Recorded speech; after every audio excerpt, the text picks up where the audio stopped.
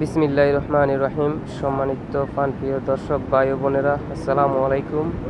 আজকে আমি ওমান সালালার একটি দার্শনিক জায়গায় ঘুরতে এসেছি। এই এরিয়াটা একটি পর্যটন এরিয়া।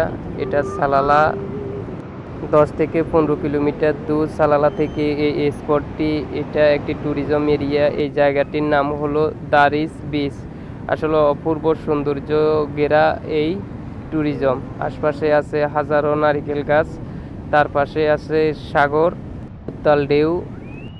যত রাত গভীর হয় সাগরের উত্তাল তরঙ্গের ঢেউ কানে ভেসে আসে এই জায়গায়। সাগরের পাশে অনেকজন চেয়ার নিয়ে বসে থাকে এই উত্তাল ঢেউর গর্জন শোনার জন্য। এখানে আসলে আপনার মনের প্রশান্তি হবে, চোখে শান্তি ফিরে আসবে, আপনার থেকে আনন্দময় অনুভূতি হবে।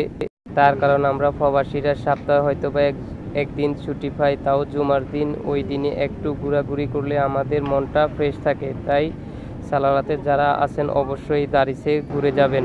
হয়তোবা অনেকে ভাবছেন কেন কুয়াশা, আমি সকালবেলায় এই ভিডিওটি করছি। আসলে না, এখন বর্তমানে সালালাতে খারিফ চলছে, 3 মাসের খারিফ হয় এই জায়গায়।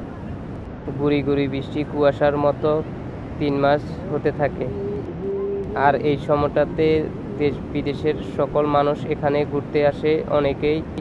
আপনারা যারা বাইরে থেকে আমার এই ভিডিওটি দেখছেন, যদি আপনারা কোনো সময় সৌভাগ্য হয় ওমান সালালাতে আসার, তাহলে অবশ্যই এই দারিস পর্যটন এরিয়ায় এসে একবার হলেও ঘুরে যাবেন। আপনার সত্যিই আনন্দবোধ হবে এই জায়গাটায় ঘুরে গেলে।